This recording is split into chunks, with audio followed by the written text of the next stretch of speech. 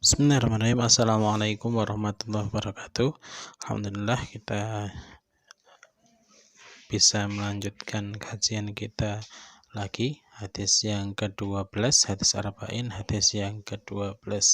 Salatu wassalamu ala Rasulillah wa ala alihi wa ala ashabihi wa ala man tabi'ahum bi ihsan ila yaumiddin.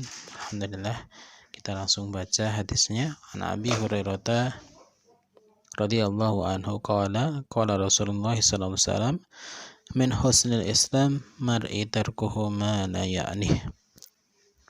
Dari Abi Hurairah, dan ini adalah periwayatnya adalah Abu Hurairah, di mana kita mengetahui beliau ini adalah periwayat hadis terbanyak, hadis Nabi yang terbanyak, dan salah satu hal yang kemudian menjadi para sahabat lakukan adalah melaksanakan apa yang dia ketahui, termasuk apa yang dilakukan oleh Abi Hurairah, sehingga waktu Abi Hurairah ini sungguh sangat efektif membersamai Nabi, sehingga dalam waktu yang tidak lama Abu Hurairah ini mampu menjadi seorang perawi hadis terbanyak. Dan ini adalah aplikasi dari hadis ini, dari hadis meninggalkan atau menyibukkan diri dengan hal-hal yang bermanfaat dan meninggalkan yang tidak bermanfaat. An Abi Hurairah radhiyallahu anhu qala, Abi Hurairah berkata, qala Rasulullah sallallahu alaihi wasallam, Rasulullah bersabda, min husnil Islam, di antara sebagian tanda kebaikan Islam, min husnil islamil mar'i, di antara tanda sebaik-baiknya keislaman seseorang, tarkuhu ma la ya'nihi, yaitu meninggalkan apa yang tidak bermanfaat. Hadis hasan. Hadis ini hasan, diriwayatkan oleh Imam At-Tirmidzi dan lainnya. Hadis ini diriwayatkan oleh Imam Tirmidzi dalam bab zuhud, yaitu orang yang berbeca tidak bermanfaat. Diriwayatkan dari Ibnu Majah dalam Kitabul Fatan. Kedudukan hadis, ahamiyatul hadis. Abu Hurairah telah mengabarkan kepada kita suatu keharusan bagi Nabi SAW, hingga dari beliau dapat kita ambil adab-adab yang baik. Dengan hadis ini Nabi SAW menjelaskan kepada kita tentang kalimat yang ringkas, syarat makna, jawamil kalim, yang mencakup kebaikan dunia dan akhirat. Maka benar apa yang dikatakan oleh para ulama. Hadis ini, para ulama mengatakan hadis ini termasuk di antara himpunan kalimat Nabi SAW yang lain dari sebelumnya. Ada yang mengatakan mencakup separuh agama, karena agama adalah mengerjakan perintah dan meninggalkan larangan. Hadis ini juga menjelaskan tentang apa yang harus ditinggalkan. Lafdzul hadis, sebagian para ulama ini mengatakan hadis ini meliputi seluruh agama, karena memerintahkan untuk meninggalkan larangan dan mengerjakan perintah. Imam Ibnu Rajab Al-Hambali mengatakan hadis ini adalah dasar yang agung dari pokok ilmu akhlak. Kemudian Imam Abu Dawud juga berkata, dasar-dasar sunnah pada segala bidang terdapat dalam 4 hadis, dan dia menyebutkan salah satunya adalah hadis ini. Lafdzul hadis, lafal hadis, min husnil islamil mar'i, adalah min kamil, termasuk di antara kesempurnaan Islam seorang serta kelengkapan Islam seorang, yaitu di antaranya adalah di antara tanda kejujuran imannya. Yang dimaksud dengan urusan adalah mar'u, tadi adalah manusia, baik lelaki maupun perempuan. Kemudian lafal hadis yang kedua, mana yakni, yaitu apa yang tidak penting baginya dalam urusan agama dan dunia, berupa perbuatan atau perkataan. Seorang dikatakan meninggalkan urusan tersebut sampai ke akar-akarnya jika berhubungan dengan usaha untuk menjauhinya. Apa yang diisi dari kandungan hadis? Yang pertama adalah membangun mustama'ul fadil atau membangun masyarakat yang mulia. Islam berusaha mewujudkan keselamatan dalam masyarakat sehingga manusia hidup dalam keharmonisan dan keselarasan. Tidak ada pertentangan dan permusuhan di antara anggota masyarakat tersebut. Sebagaimana Islam juga berusaha mewujudkan setiap individu agar dapat hidup di dunia dengan bahagia, saling mengasihi, serta keluar darinya dengan selamat dan beruntung. Perkara yang paling banyak menimbulkan perpecahan di antara manusia adalah mengeruhkan kesatuan masyarakat dan mengakibatkan kehancuran adalah suka mencampuri urusan orang lain, khususnya urusan yang tidak penting bagi mereka. Dengan demikian, tanda keistiqomahan serta kejujuran iman seorang muslim adalah tidak turut campur dalam urusan orang lain yang ia sendiri tidak mempunyai kepentingan apapun. Kemudian yang kedua, tanda lemahnya iman. Manusia hidup di dunia bersama orang lain yang ada di sekitarnya, sehingga kesibukan dan hubungan dengan mereka semua sangatlah kompleks dan menyita banyak waktu. Padahal seorang muslim dituntut untuk bertanggung jawab atas setiap amal yang dia kerjakan, atas setiap waktu yang telah dia gunakan, dan setiap kata yang diucapkan oleh seorang muslim.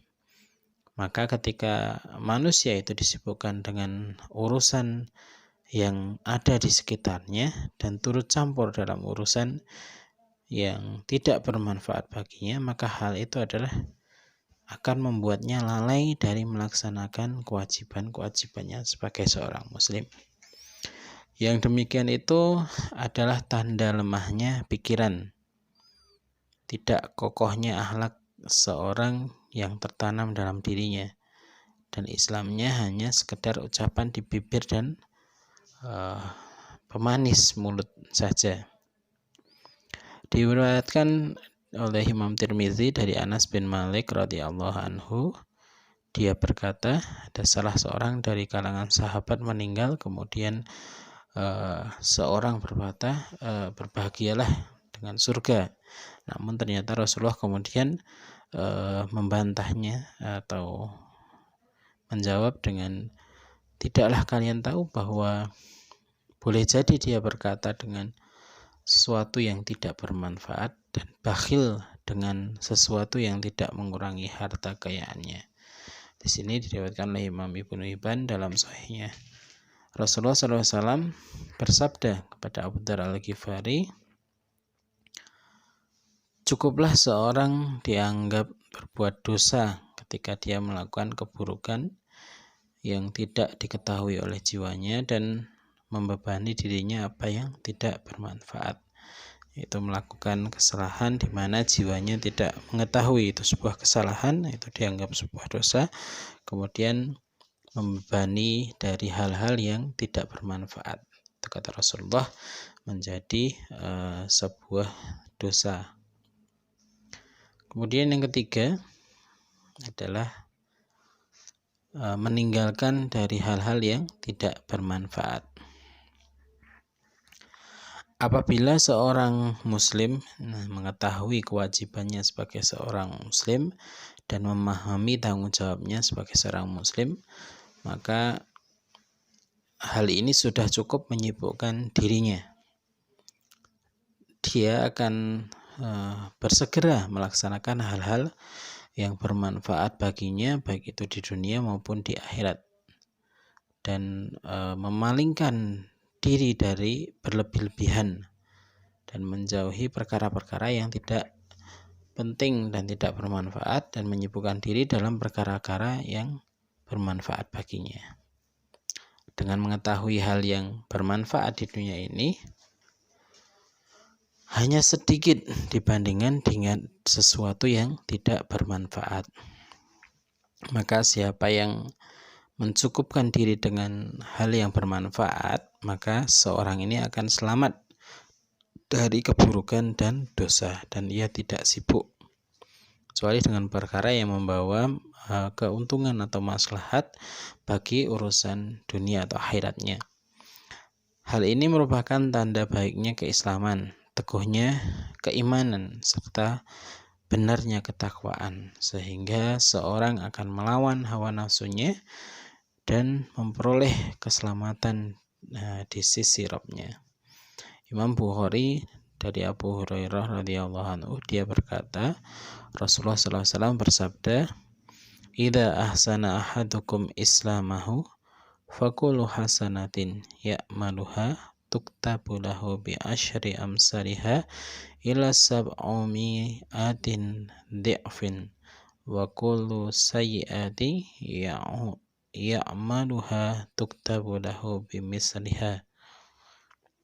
Artinya, jika seorang di antara kalian baik keislamannya, maka pada setiap kebaikan yang dikerjakannya ditulis dengan 10 kali lipat sampai 700 kali lipat, dan pada setiap keburukan yang diperbuat ditulis setara dengan perbuatannya. Sabda Nabi Sallallahu Alaihi Wasallam. Disebutkan oleh Imam Malik dalam Al-Muwatta, telah sampai kepada Imam Malik bahwa dikatakan kepada Luqman, apa yang membuat dia atau membuat Luqman, apa yang membuatmu sampai pada tingkatan yang seperti kami lihat ini, seperti tingkatan yang luar biasa sebagai Luqmanul Hakim. Keutamaan Luqman, keutamaan beliau, kedudukannya yang luar biasa, bahkan sampai kemudian namanya dijadikan nama sebuah surat, nama sebuah surat dalam Al-Quran. Ternyata jawabannya adalah jawaban dari Luqman adalah jujur dalam berkata, menunaikan amanat, serta meninggalkan perkara yang tidak bermanfaat.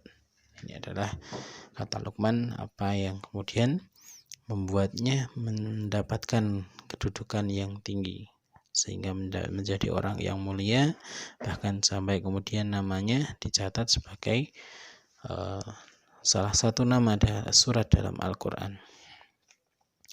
Kemudian yang keempat adalah menyibukkan diri dengan Allah.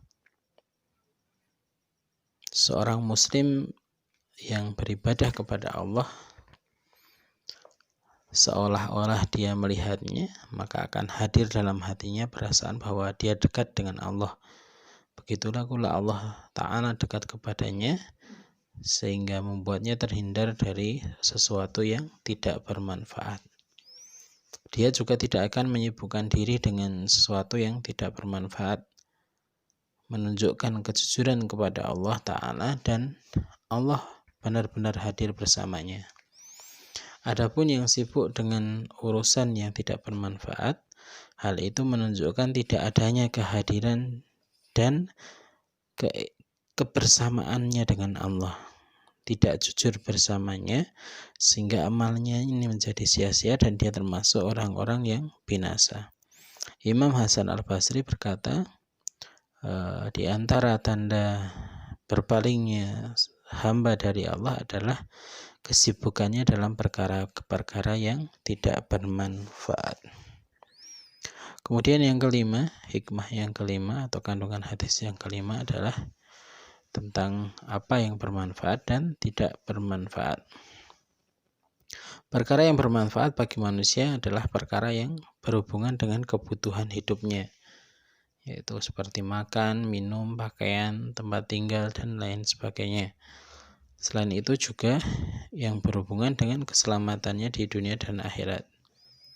Adapun perkara yang tidak bermanfaat, ini disampaikan di kitab Al-Wafi, adalah urusan yang hanya tertuju pada kehidupan dunia semata, berlebih-lebihan di luar batas kebutuhannya. Misalnya seperti berlomba-lomba dalam kemegahan dunia, berlomba-lomba dalam beraneka ragam makanan dan minum, mengejar pangkat dan kedudukan, serta suka disanjung dan dipuji orang. Padahal tanda dari kejujuran seorang muslim adalah menjauhi hal-hal tadi, terlebih dalam hal memperbanyak harta dan keturunan serta kemewahan semata dengan mengorbankan agamanya. Terhadap perbuatan mubah tersebut yang tidak membawa manfaat bagi manusia di dunia maupun di akhirat, seperti permainan dan sendau gurau ataupun suatu yang tidak mengindahkan kesopanan, sebaiknya ditinggalkan oleh seorang muslim. Sebab hal tersebut hanya membuang-buang waktu dan yang berharga. Padahal manusia tidak diciptakan untuk hal tersebut. Hal itu justru akan memperberat hisabnya di akhirat. Sedangkan berlebih-lebihan dalam berbicara dan yang tidak bermanfaat, ini bisa menjerumuskan seorang muslim ke dalam pembicaraan yang diharamkan. Oleh karenanya, akhlak seorang muslim adalah tidak banyak berbicara, tidak ribut, dan tidak melakukan ghibah. Imam Tirmizi meriwayatkan dari Mu'adz bin Jabal radhiyallahu anhu, dia berkata, "Ya Rasulullah," Mu'adz berkata, "Ya Rasulullah, apakah kita akan dihisab atas setiap hal yang kita katakan?" Maka Rasulullah menjawab, "Celakalah ibumu, hai Mu'adz, tidaklah manusia itu ditulis di tenggorokan mereka dalam neraka kecuali karena perbuatan lisan-lisan mereka." Diriwayatkan juga bahwa Rasulullah SAW bersabda, "Perkataan Bani Adam semuanya adalah sia-sia kecuali perintah pada kebaikan, mencegah kemungkaran, serta mengingat Allah Ta'ala." Hikmah hadis dari hadis ini adalah yang pertama, hadis ini menunjukkan bahwa seorang muslim adalah menyibukkan dirinya dengan perkara-perkara yang bernilai tinggi dan menjauhi sesuatu yang sepele dan rendah. Yang kedua, hadis ini mengandung pengajaran bagi jiwa serta penyucian diri dari segala kehinaan dan kekurangan, dan meninggalkan apa yang tidak berguna dan tidak bermanfaat bagi seorang muslim. Demikian bacaan kitab Al-Wafi, semoga bermanfaat. Allahu a'lam bishawab. Assalamualaikum warahmatullahi wabarakatuh.